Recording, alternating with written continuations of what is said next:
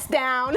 Sit down. Axel's been look, I put yellow socks on to match my Oh my goodness, trainers. look at you. Rossi would be well impressed with this. They are really cool trainers and socks. And I love I these really little like your leggings, cut-offs. they've got glitter on them. Yeah, these are like So girly. glutey wear leggings. So they're this brand that this gym girl used to do from she was like a bodybuilder. They're really nice. She was the OG scrunch bum. They're really nice. They're a nice material. Yeah, like the original. Yeah, really But like nice. the really nice waistband. Yeah. And then I always get camel toe. So these Same. didn't give me camel toe. They're really nice. Just got a big vagina. You could actually, like, TMI. Yeah, but not a baggy one. Not a baggy one. Oh my God. Yeah. Honestly, I have to clip my lips up sometimes. Do you remember when we was doing the photo shoot and you were trying on I the was like, different... you could see I've got a big vagina. She's muscly. She's strong. She's powerlifting with vagina. Oh dear. So here we are, another episode. Another episode. Welcome back to Giggles and Gains. We have made it to episode 3.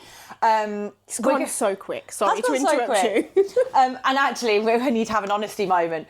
I was due on my period on Thursday when we recorded, and we did this episode, and we were like, I was in my head. Obviously, I do content a lot, so in my head, I was thinking, this ain't going to be a goer. This ain't going to be a goer. Couldn't articulate myself. We were asking questions to each other, and it was like, can't think of the answer. And we were copying each other, but just using different words. Hello. And then at one point, it sounded like we were slagging all of our friends off, and I was like, fucking hell, we can't put this out there. People will think we're like, all we do is talk about them. Then we got too controversial. Controversial. And then, we had to have that moment where we were like, this can't go anywhere. Normally, I'm really like, it is what it is, go with it, it'll be fine. But I was like... She sat on her dining room table and was like, that is not going out. I literally got up, looked directly at Lucy and was like, not happening. That's not I will fight you on it. She was like, if you want to look back on the footage, then you can. And I was like, no, I'm not even, I didn't even want to look back at it because you know when you like, box it, gone. Judgment call. Just get rid. It's not So even here we worth. are again. Episode 3, take 2. But yeah, what have you been doing this week? Tell me. Okay, so this week has been really busy for me at work. Like, obviously we had bank holiday and then it's a short week. And then next week I'm away with work. So I'm trying to cram... Where are you going? 2 weeks together in like 4 days. I'm going to Belgium. Belgium? Yeah, on the Eurostar. Have you been on it before? Yeah, I have. It's quite good actually. I prefer it than travelling on plane because you can take a bigger bag. The security's not as crazy as an airport. Just jump on the train from Wellingborough straight to London St Pancras. And yeah, then me get and on Dale there. did Amsterdam, I think in February. Yeah. It's so it rains nice. the entire time, obviously, because we went to Europe. You seem to have that kind of trouble, don't you? We're going to Italy next weekend to see Fred again and, like, pray for good weather. It's in, like, I don't even know what you'd call it, but it's in an old Italian... just really beautiful architecture building with like nice. big pillars around the outside, and he's going to light the whole thing up. And what I've heard Fred again because Fred again. Because you're doing some research. No, I didn't actually, but you and Del kind of introduced me to him, and we were listening to him in the car. I think on the way back from the restaurant, and but maybe people who are listening to podcasts don't know him. So who is he? What kind of music is it? Oh my god, it's so diverse. So Fred Again is the soundtrack to mine and Dale's relationship. Oh, so deep. Yeah, it's really deep. We've had some amazing experiences. We used to do like album listening parties. So I liked Fred before I got with Dale, and then Dale just fell in love with him. But he's very much like, he's really, really talented. So talented that, is your mic blue? I need to see it. Yes, Yeah, darling. Thanks. I was like, can't see a light on it. Yeah, Where's we your seem light? to We have problems with problems. mics, and we tend to have hissy fits before we start podding because we're like, is it working? Is it working? It's working. And then It better be sorry, anyway. interrupt everything. We're definitely not clipping anything out.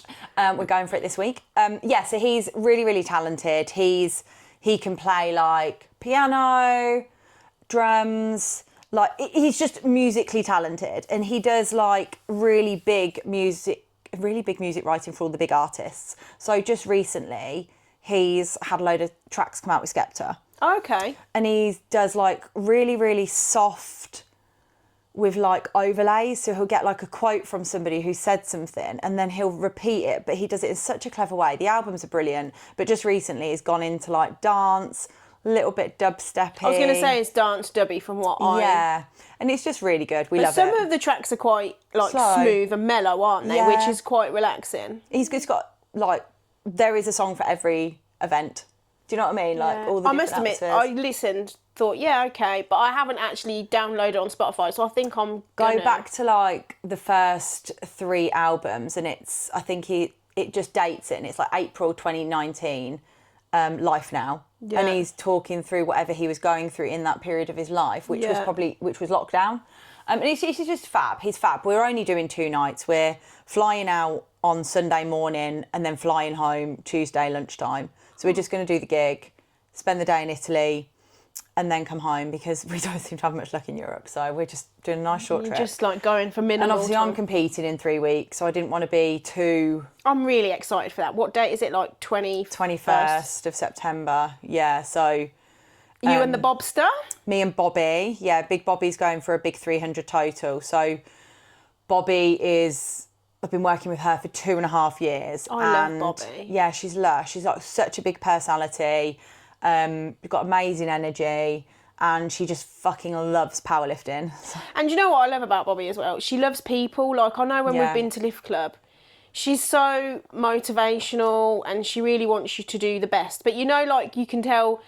Sometimes people can come across a little bit fake. With Bobby, it's completely genuine and natural, isn't it? I'm 100%. like, I really kind of vibe. I'll give vibe from Bob's. Yeah, we were talking last night about numbers. She was like, can you predict my numbers? And I was like, not yet. You need to wait another week. Does she train with you? No, we were just messaging. She sends me videos every session. Yeah. Yeah, all her videos. For analysis. Yeah. But yes, work's busy. You're going to Amsterdam. I'm going Belgium next week. Then the week after, I'm going Amsterdam and Germany. That's why I said So Amsterdam. the next 2 weeks are just crazy. Mental. But you're coming back in between. Coming back for the weekend and then a day and then then I'm out again. So it'll be good, but I'm a bit of a home bird now. So travelling for work, I like it, but I just can't wait to get home to my own bed and just be in my home nature creature comforts. Oh, literally. Dale come back from Barnsley last night, so he's been away for 2 weeks. And I said this to you off air, like, I joked and I was like, when he left, I tidied everything. Everything was in its place. And he's come back and there's a Waitrose bag in the bathroom. And I'm like, that's his bag of toiletries. And I was like, Derek, I said, we need to find a space for this. He's like, there's no space in the house for this. And I'm like, well, don't worry, we're going to find a space because that fucking bag ain't living on the bathroom side anymore. I always find that really funny, like, men travel so simply, don't they? Like, literally just chuck something in a plastic this bag is full. Oh, It's really? a Waitrose carrier bag full of soon. toiletries. This is Derek. He's more of a female than I am. Sorry, Del. But yeah, we last night we had such a lush evening. We're going to Thailand with you and 15 of our clients on the 14th of October. And I've booked I really want to do more retreats in Thailand. Like, that's something I'm really, really passionate about. So I've booked a videographer while we're there, and he was like, he needed to know what the rough plan was. So I was like, oh my God, like, I've never planned the trip. I just arrive, we sort it out, and that's the plan. Do you know what I mean? Yeah. But it was really nice. We both sat down last night and planned everything out. Like, I want enough stuff to be doing as a community, but then also enough free time that if people want to go and do their own thing. And yeah, so I've inquired on the elephant sanctuary. We've obviously got access to the gym, so I want to get like a Thai boxing session. We've got yoga on the beach, and we're going to do an island tour. So I'm excited. I'm going to do a beach shoot, a beach photo shoot. You said about that. I'm not sure. I don't know how I feel. There's a few. So 3 of the ladies so far have said they're going to do it. I'm going to do it. Del's going to do it. I'd like some pictures with Del as well. That'd be really nice. But like, just really tasteful. Sun will be rising. Yeah. I think what an opportunity to have. When I was on holiday once, I can't even remember where it was. It might have been a Caribbean island. I don't know. There was a lady and she was having some photographs taken, but I think it was from her like a partner, a husband, or whatever. She was wearing a mermaid's tail. Is this a thing? Like, so we were in Thailand not last year, the year before, and there was a photo shoot happening, and it was a couple, and I can only describe the pictures of what they were doing as something out of The Exorcism. So like, he was like holding on to her and she was like tipping her head back into like these weird and wonderful shapes. Della and is this a thing then? Like, will not be doing that. I really want Faria to do it, and I know she's probably going to listen back to this. She voice noted me and she said, I'm not going to do shoots this time. And I was like, Faria, your red hair and she your would look fab. White fucking sound bath outfit on the beach. Like, imagine what that would look like for like your photos that you could then use for your business. I'm going to message her and say, Kate said, and I agree, you need to do it. Yeah, I was talking to her wife about it, and I was like, just imagine what she'd look like. So I'm just trying to... She would look fab. She would look gorgeous, absolutely gorgeous. Yeah, there's a couple of others doing it. Heidi tried to message me and say that she wasn't getting on the boat, and I messaged her right back, and I was like, this is one of those times where I don't care whether you're a people pleaser or not, but you are getting on that boat. She's getting on the boat. You take her feet, I'll take her. We're carrying her on that boat. She was, oh mate, what if I'm sick? I said, they give you anti-sickness tablets. Like, you can't not sick. How far's the boat? It's a speedboat, and I'll book, because there's 15 of us, I'll book a private boat for everyone. Yeah. And like, it's Thailand prices. So last time the girls did a PP Island tour. This time I really want to do Similan Islands because it's beautiful. The snorkeling there is unreal. Oh, I love this. But PP Islands is very, very touristy. So I would recommend doing it, but I don't need to go there again. I've been there twice. I've seen it. Do you know what I mean? Like, same as a lot of the temples and stuff. Like, we've seen them, we've done them every time we've been. It probably won't be something we'll be going back and doing. But yeah, I think the boat last time, it's just so reasonable. You can hire a private speedboat for like somewhere between like £40 and £70 a person. It's nothing, is it? Like, and that's for 15 people. You get the boat for the whole day. They provide lunch. They provide your drinks, not alcohol, but like your normal drinks. And then they drive you to all these different destinations, and it's just brilliant. It's such a good I want to get a moped. So, excuse me, I've had a weird sound in my throat. I said to Lucy as I walked in earlier, I was like, I'm allergic to avocado. She was like, what? And I was like, every time I've had avocado recently, I've had a real dodgy belly, and it's like proper here at the minute. So excuse me, guys. Avocado and Kate not getting along. Don't mix. I'm going to remember this. Don't do the podcast after she's I still had avocado. Oh my God. No. So one of my favourite days in Thailand, oh my God, I literally haven't stopped talking. I'm so excited, is the moped day that we did. Del and I just hired a moped for the week, but Did you have one each, or did you have one and you went on? I'm not driving a moped. Yeah. I'm a princess, sit on the back. She's a princess passenger. Yeah, passenger literally. princess. Oh, I'm sorry, but I am a passenger princess as well. Like, You'll have to get on the back with Heidi. Oh, yeah, all right. Or Luce. Thanks. Yeah. I say I'm a passenger princess, I am, but then also I would like to experience actually driving a moped. I'm not bothered. Really? Last time we went, Del drove the moped everywhere, and a dog got on his moped, and he was driving this dog around. What, and you? I was videoing the whole thing. Oh, gosh. So we literally got the moped. You have to get like a international licence, otherwise the Thai police are really sneaky. Oh, God. So do I need to get that? Yeah, they do it How in long my does village. it take? I just do it and get it in the village. But is it quick turnaround time? Don't know, we haven't got one yet. Oh, okay. Because you can have one, and they're like, do you have an international licence? And you go, no, and they're like, don't get stopped by the police. That's how it is. Yeah, okay, international. I'll better research that tonight. Oh, God, she's on it.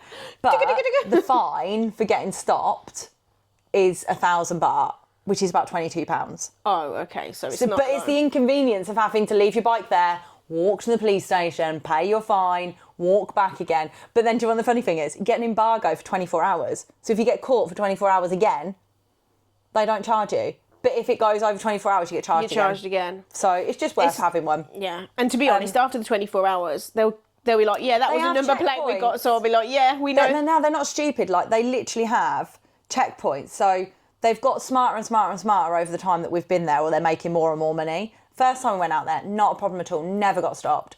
The last time we went, they were like into main Patong, which is like a really touristy part of Phuket, they have them either side of the road. They have them at crossroads on like 1, 2, 3, 4 points. Oh, really? So you can't even, because what we were doing was seeing them and then going left. Right. But do they actually, do they stop you all the time? Yeah. Like pretty much? Oh, tourists, gosh. they're like, yeah, love it. But yeah, the best day was getting the bikes. We did gym in the morning, got the bike, and I just pinpointed like 4 or 5 beaches, and we just stopped at each beach. Nice. And drove all around the road. But I've already planned that. That's going to be our Sunday. So what I was going to say is, this is what we're doing. Anyone want to come? This is the tour. If you want to come, come. Yeah, if not, totally. Don't worry about it. And then there's a couple of nice restaurants that we're going to be like, bye, and go to on our own. Yeah, you've got to have some time on your own. I will want time Everyone on my want own. time on their own. I'm There's really such a big lucky. group going. I've got a room to myself, and I'm really looking forward to it because I really like my own space. And then everybody can nip in now and again and have a Lucy therapy session because they're like, I'm sharing a room. I need some space. Last time there was only a few people who did share rooms, and they got on really well. But it's nice because there's a few people who don't know each other who are sharing rooms. I think that is nice. Yeah, but I think everybody's paired together quite nicely, yeah. and it's a really nice group going. So if Dale's too much, I'll put him in your room. I'll be like, no, get out. But yeah, I can't believe it's like 6 weeks away. Yeah, planning it last night was just, it was epic. I was having such a good time. I was just living my best life. Like, it's exciting, isn't it? Yeah, I just love planning as well. Yeah, because you've got quite a lot coming up, really. Obviously, with the comp in end of September, and then it'll be 2 weeks, and then you'll be off. Yeah, then we'll be going. Yeah. Yeah, literally. Yeah. I feel like that a bit this year as well. Like, obviously, I'm travelling next week. The week after, I'm travelling. Then 2 weeks after that, I'm doing like a retreat. Heidi and I are going down to my friend's campsite, going to her retreat. We just had the agenda come through, and there's like a tarot card reading school type thing. Really looking forward to it. Have you ever had that done? Yeah, I have. And actually Heidi did it for me ages ago, but I do quite like stuff like that. So I'm really looking forward to that. Then we've got Thailand. What else is on the itinerary for the retreat? So get it up. We've got sea dipping in the morning. We have Where is it? Cornwall or Bournemouth? No, it's in Southampton. Okay. It's Spell Tent Glamping. Mm-hmm. I'm just going to see if I've got it. Let me find it on here. But it's they've got like a, let me have a look. Hang on. It's coming up. Let's have a look. So. You said it's quite hippie. Yeah, it is. Yeah. Let's have a look, see if I've got it on here. Sorry, this might take me a little while now. Don't make this like last time's episode. No, I know. Is this something we need to do right now? No. Come on, quick fire. You've got to do it off memory. You looked at the itinerary, you can memorise it. This is really bad, right? This is not a problem with my brain. This is a problem with having mobile phones. Yeah, because you don't retain the information. It's like, what? Let's forget it, because I can't find it. But basically, we're going to have a cacao. There's a cacao ceremony. Yeah. We've got tarot card reading. We have all of our food cooked for us because Shelley's partner is a chef. She's a nutritionalist. And so it will all be really healthy, organic. And I think we're doing sort of vegetarian, vegan style food. So it will be really cool. We've got a women's circle. So like a talking circle. I think there's like an ecstatic dance. Sea dips. There's, I think, possibly like head massage and stuff. Nice. So there's quite a bit going on. And it's Friday night and Saturday night. Yeah, 100%. It'd be nice. In the bell tents we've got going. Yeah, it'd be nice. I feel like, though, when you actually think about it and you think about this just, like, moves on to, like, stages of life, and I think as you get older, like, life just goes so quickly. Yeah, it does. This year's gone flown by. And you look back and you're like, I've actually had this really weird thing recently where I keep going upstairs in my house on my own, because obviously I've been on my own for 2 weeks in the house, and I'm like, I'm 34 years old and I have my own house. I've owned a house since I was 18, so it's not like a big surprise. Yeah. But you know, like, I don't know, I just feel really grateful for it at the minute, and I'm gonna keep walking around and I'm like, this is a lot of house for one person that doesn't really use only one room, which is the kitchen and my bedroom. I think I think what you're saying is it's quite sweet, really, because I think when you've owned your own house from the age of 18, like, how many 18-year-olds are lucky enough to have owned their own house? And certainly children of this generation. 15, mate. Yeah. But yeah, I mean, I like to work. yeah. But it's those moments though, actually, where you can look back on your life and go, actually, I've done something right. Like, not saying that none of us do anything, but you know, when you're like, really random. Like, I'm not normally like that reflective in terms of like the material side of things. Like, or maybe I take a few things for granted, but actually I've really, really like, this is really nice, and like just feeling like so content. That's a lovely in feeling. life at the minute. Like somebody messaged me earlier, and they were like, "Oh, how are you?" And I was like, I haven't spoken to me in a really long time, and I was like, "Yeah, like life's really good." It's very rare that you'll message me and be like, "Life's chaotic." Yeah, I have my little fucking dramas. I'm a bloody Gemini. Everything's a drama, but Gemini's 2 faces. yeah, like everything's a drama. But I don't know. I have Gemini friends. I don't always. I'm just quite extroverted about everything. Yeah. No, I don't bring drama. Everything's like a situation. Yeah. Interesting. Yeah, very, very. But then when you reflect on your business, though, you must be very grateful and proud of that. Like, you know, like you're saying, you walk around in your house. When you look at the business you've built, you must have the similar feeling, or do you still feel like you need to push more on that? Yeah, I want more security. Yeah. I want more security in terms of the business. Like, the fitness world is really changing. It's changing quickly. Like, I actually met a friend yesterday for coffee. We need to talk about the... We do. What is it? Acai. I always want to call them acai, but they're acai bowls. So it's ACCAI. ACAI, I think. Acai. I mean, I might have that wrong. I'm dyslexic. But they've got some stuff in them. We'll talk about that in a second. We'll come back to that one. But I met with a friend, and she's a powerlifter as well. She's absolutely phenomenal. Sarah Higgins, my sister. I watch her on Instagram. I'm like, her form for squats and stuff. Fab. I'm like, oh God, she's I so want to do strong. that. So I met her at a powerlifting competition maybe about 5 years ago, and we just instantly had a really good friendship. And she left her job in January to become a PT, and she's fully booked all the time. And I knew she would be, because she looks fantastic. She's got such a nice energy. She's great. She's epic. But that was very much like my path. But moving into the online world, it's PT is people are kind of more committed to, because they build real good, strong relationships with the person, because they're coming to an appointment once a week. They're seeing that person. But then with the online world, obviously it is more online. It is a little bit more disposable. Yeah, and actually there's a lot more onus and accountability on actually making sure that you're supported to build the habits, to put the things in place. But ultimately, like, you can't lead a horse to water. You can lead a horse to water, you can't make a drink. And I guess with the online stuff as well, do people kind of want instantaneous connection? Because let's face it, like with your phone, WhatsApp, social media, do people expect... But I also think there's a huge element of... Just found it. What are you doing on your phone while we're talking? I just found the thing. I was like, it's really annoying me. I was like, now I found the agenda anyway. You listed the agenda off. Put that phone down at the other side of the thing and face it downwards. Drum and percussion circle, just saying extra. I want that like over there. Oh my God.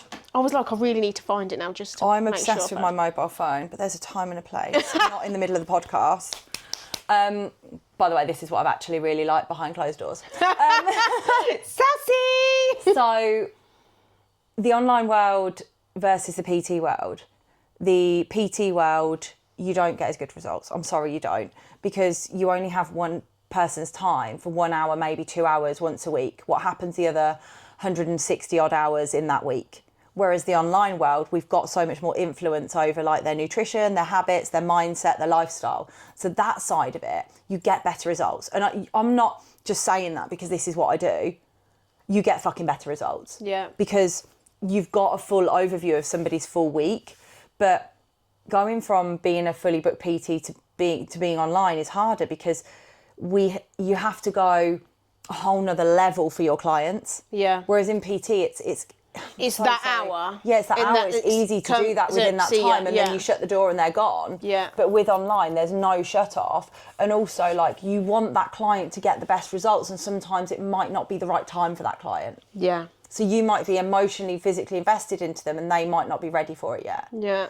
But yeah, I'm immensely fucking proud of what I've achieved. Like, Obviously, one of my biggest struggles is actually being able to celebrate it sometimes. But I think that's... Fucking hell. I think that's your personality in the sense of you're competitive, you're always striving for better, so you kind of never... How can I put it? You kind of... I'm always on to the next goal. So you never take the time to sit back and go, no, but look what everything else I've done, which I get. And I think that's probably maybe something that's quite normal for like entrepreneur, that kind of going into that. And I think that's what I wanted to... I know we've got a couple of topics we want to talk about. One of mine was like, how did you get out of corporate and into that? Like, what made you truly do that? And like, how did you transition? Was it just a hard... It was for me, but that's because it's me. Because you're a bit cutthroat. Yeah, very cutthroat. And sorry, my watch is pinging now after I told you off. Mine's on Do Not Disturb. It's telling me I need to move more. I was like, I've been to hot pod yoga this morning, been out for a walk with Derek. We're going to walk for a sunbed later. What more do you want from me? I hate it when mine goes off. I'm like, seriously. I'm not done 20,000 steps today and it's pinging at me. The jump from corporate to... I guess let's do a bit of background. I didn't want to talk about me today. I want to talk about you. Oh, sorry. No. We started now. Yeah, no, I was just like... I just thought it was natural because you were talking about... I was like, I'm going to just ask her that question. It was. We've got some subjects that we wanted to talk about and like I was like, harped on about menopause actually, I think what you're going to talk about actually can lead into what you're going to ask me because actually I think it's a similar journey. Do you know what I mean? Yeah, okay. Let me give context then. So I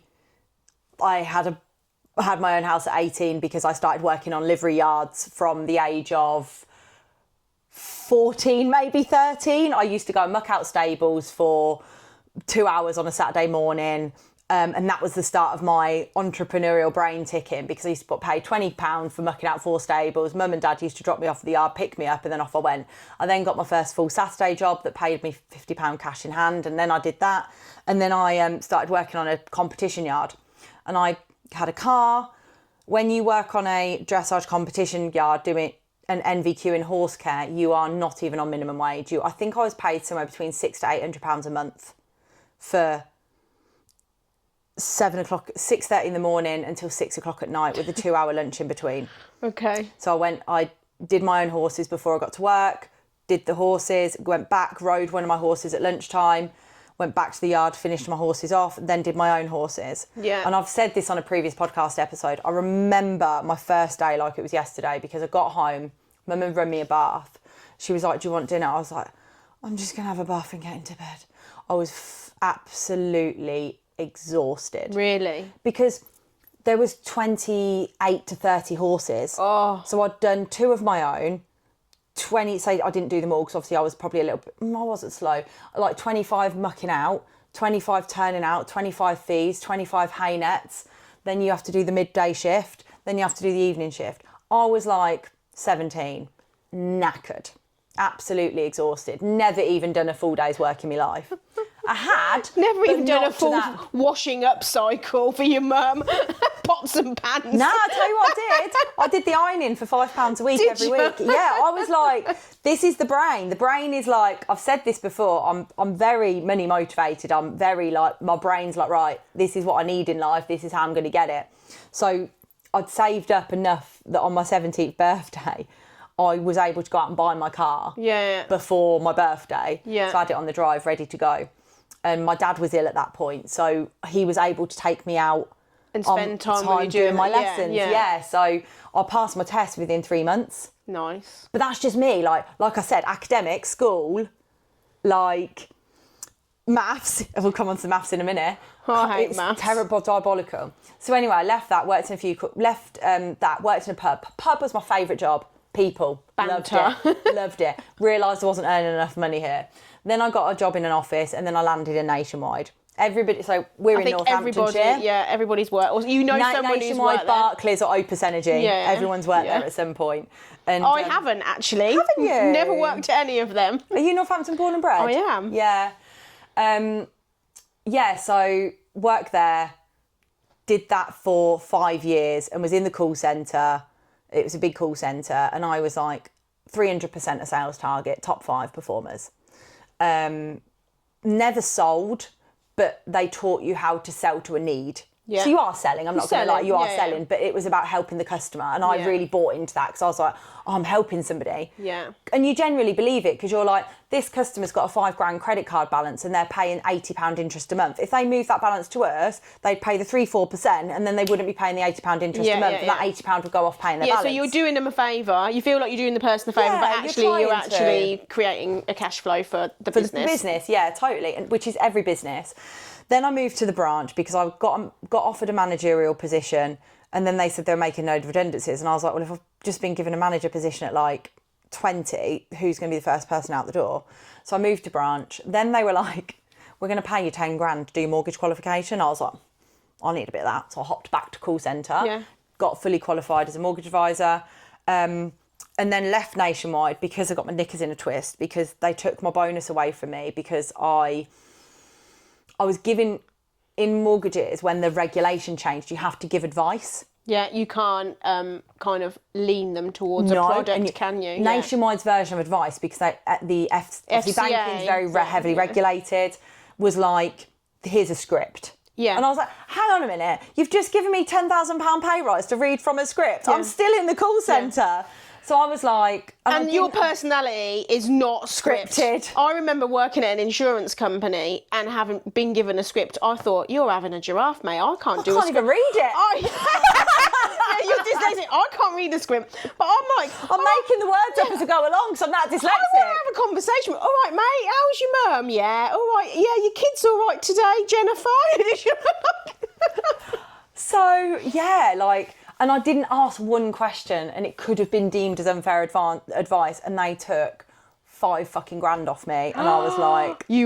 money motivated, you would have been fuming. I was like, gone, that's it. Moved to TSB, negotiated my salary, got what would have been my bonus in with my basic salary. Perfect. Because I was like proper negotiator. Did that for a bit, worked my way up. Here's where I'm getting to.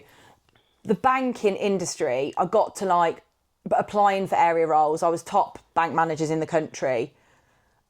The next step would have meant like you're fighting tooth and nail for like limited number of area role jobs. Mm-hmm. Like the next band up was quite a big jump, and I was ready for it.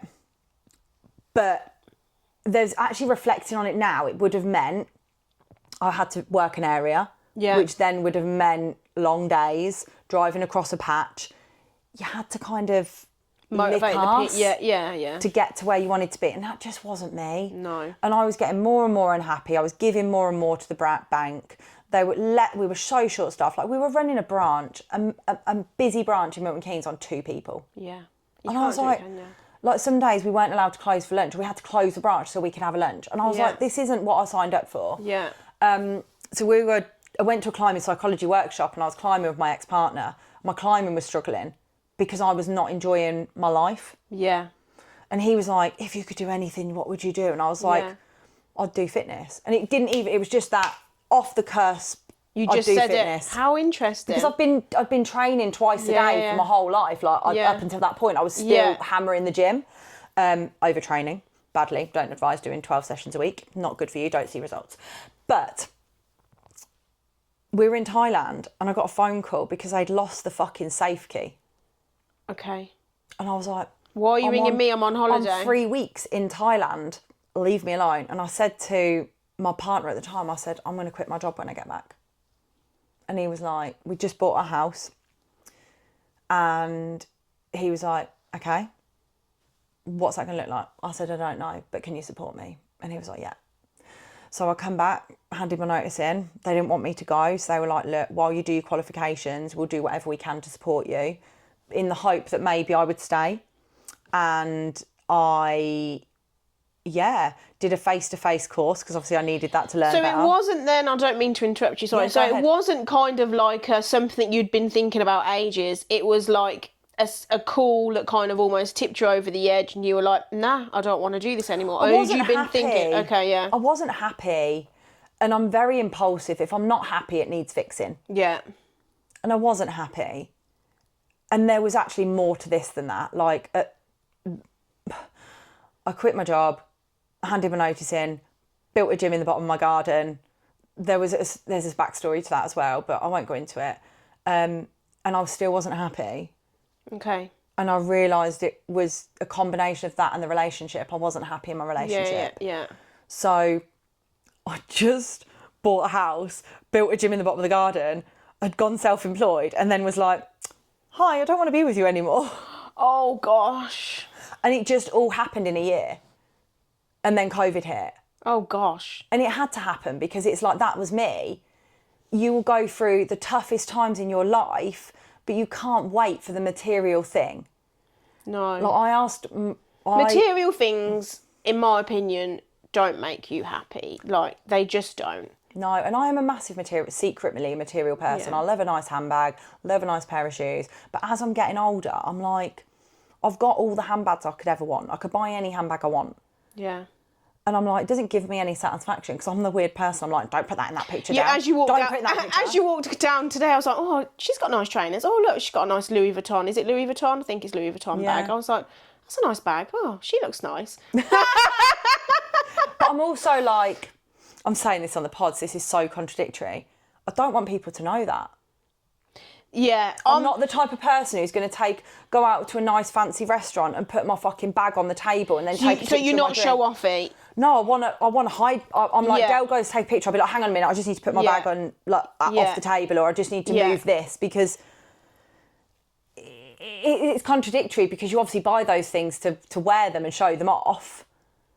But the older I get, the more I don't want to do that. Yeah. I've had that bag for fucking 7 years. Yeah. And it's got cracks in it, and it's battered, and it's got a coffee stain on the inside of it. Like, when I buy something like that, I use it. Yeah. I'm using it until it's got nothing else to be used your from. £1,000 bag is going to make its money. Yeah, 100%. Yeah, that's that bag comes everywhere with me. Yeah, has a tripod in it. It had the fucking camera in it. It had the lights in it. It's very versatile. Okay, so back to... We've so gone off on tangents. No, it's fine. Basically, this is my life story, guys. Hi. Hi, so this episode is going to be all about Kate. So the jump was fucking terrifying. So I'd actually arranged something where I was going to be working alongside somebody in a small boot camp gym. Yeah. And he messed me around. Yeah. Looking back now, it's the best thing he ever did. But I think we would have clashed. I'm a big personality. He's a big personality. I wanted a little bit of independence. I didn't want to be managed. And he basically promised me the world. And then I quit my job. And then he said no.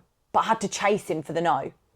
Oh, really? And I remember laying in bed and just being like, you know, the ugly crying face. Yeah. Oh, I've quit my job. I don't have any income. We've got a mortgage. What am I going to do? And he was like, what do you want to do? And I was like, build a gym in the bottom of the garden. And I was really lucky because he knew everybody. So I had a gym built in the bottom of the garden with in like 2 weeks' time, yeah. No, it was probably 2 months. But it was done and it was built, and it was a business expense, and it was just something we did. I used the last of my savings. And yeah. And there was always a safety net. I carried on working in the bank. I did 10 hours a week. Okay, so that's interesting then. So basically what you're saying is you didn't just go in and go, you took it down to 10 hours a week and then had your started to build fitness. the PT up. Interesting. And I PT'd in the kitchen. Did you really? Yeah, there's a hole in my kitchen floor. I'll show you next time we pod there, because I dropped a kettlebell on the floor and he went mental. And he was like, what have you done to the kitchen house? I was like, oh, I dropped a kettlebell on the floor. Sorry, I fell off the sofa. Shit. Sophie will remember the garden PTs, but we PT'd in the garden. I mean, I think Lois is coming to Thailand. She was one of the first people in the gym. Yeah. Like, it was just like this trajectory. And then within the space of the gym was finished on the 30th of April. That's when the gym officially was built. Yeah. And did you have like a 1st of May launch party or anything? I just kind of celebrate that's when I officially launched my business, but also I launched my online on the 8th of May. Okay. So I kind of have that as like my birthday. Yeah, nice. Yeah, that's cute. Birthday. I like that. But the actual like transition was, I just started posting stories. There's a girl in Northampton that everybody will know, Get Fit Gabby. And I don't. I was really inspired. My friend actually said to me, you should do what she does. She's amazing. And I like started following her, and she was PTing from her parents' garage. And I was like, what she's doing is brilliant. Like I've said this to her, she knows, like she was a massive inspiration for me. And I basically started copying what she did, just posting stories of clients on my story. And then it just grew. I went from 10 hours in the bank to quitting my job within a month of setting up because I was fully booked. I didn't need to work at the bank anymore. Yeah. And that's it. I was fully booked ever since. And yeah, so some people have always said to me, like, how do you think it was successful? And I've really struggled to answer that because that then means like bigging myself up. But I just think it's because I'm relentless, and that's... You are relentless. Something I'm so passionate about. And nobody can ever take that away from me because it's the two things I enjoy doing. I love running a business and I love fitness. Yeah.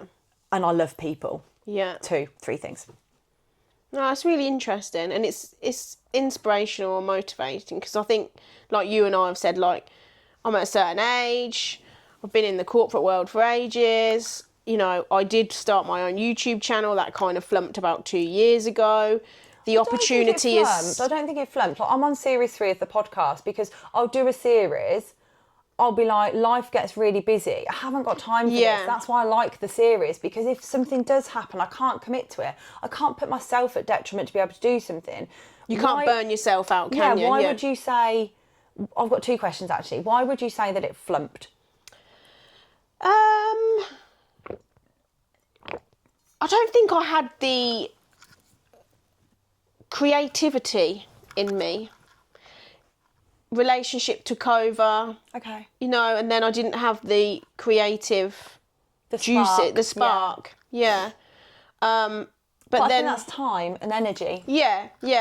But I want to regain that, and a bit like you, like, I really love my corporate job. I really do love my job. But I'm doing 2 jobs at the moment, just given I'm doing one role and I'm also doing another role, just because of... That's okay, but it's a lot. But I think that's the way that corporate is now. Exactly. They're expecting more and more. And we talked about online at the beginning. Clients are expecting more and more and more and more and more from you for less money. Yeah. But businesses are expecting more and more and more from their employees, but the pay's not going up. Yeah. So I'm kind of...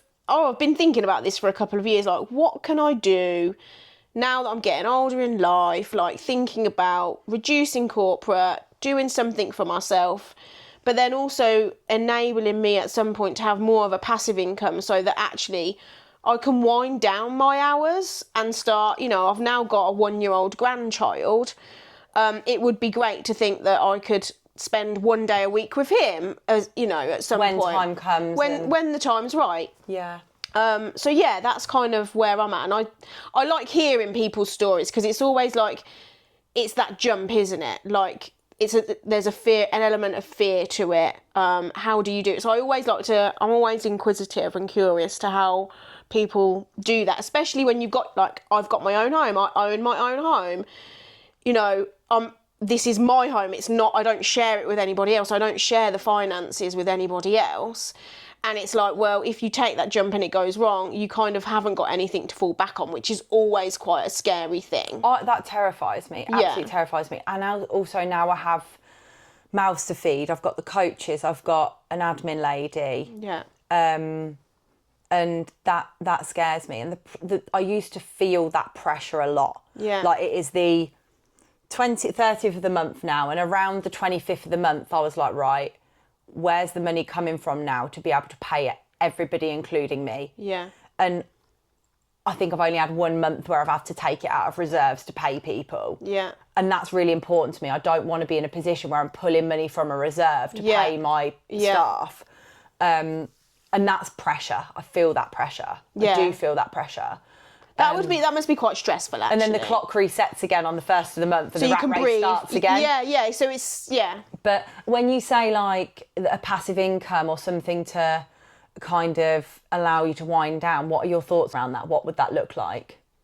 I think if I could really have, like, my ideal, like, role, it would be being able to travel the world. With those bloody goats? With those goats, yeah. I have my goats trailing behind me. Gary. Have my little GoPro or this DJI Osmo with me and be building content and teaching people about different places. Like, I'm not and I'm not putting anything down here, but I'm not your let's go to this typical English type location in Spain. Like, there's nothing wrong with it at all, but I want to go to really deep depths of different places and get to know the people, you know, find out about eat different foods. I mean, we're gonna have a party. Yeah, I don't know if I said this in the first podcast. Like, I went to Morocco, and that was like really backpacky type holiday, and we were literally in the back of a taxi with the locals, and there was a goat in the back of the car with us as well. You never told me that. And I was like, I have no idea where we're going. Like, there's men with like their hoods on. I'm like, oh my God, this is, you know, in a car along a road. I'm like, this is great, but I have no idea what's going on. My ears just fell out.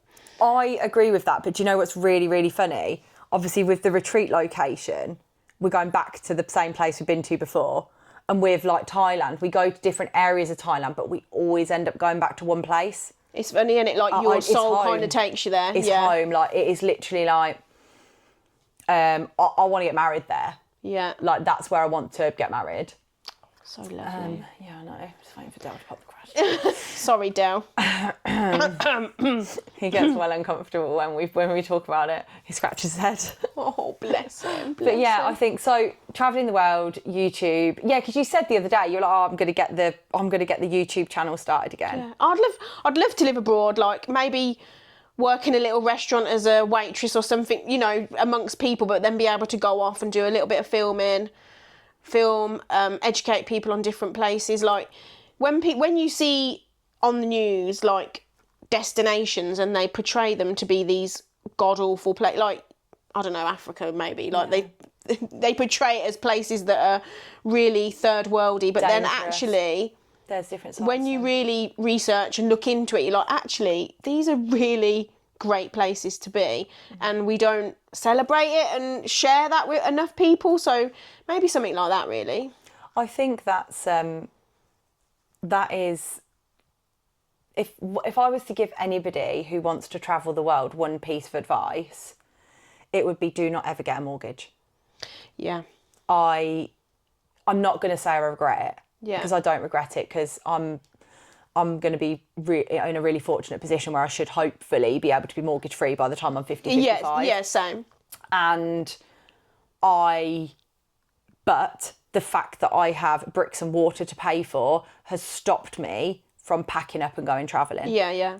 And actually that is the one thing that I've always wanted to do, which is why when Del and I got together, my absolute non-negotiable, and everybody says, oh, you're always on holiday, because I really wanted to travel the world. Yeah. And I haven't. So Yeah. I want to see as many places as I can. Yeah.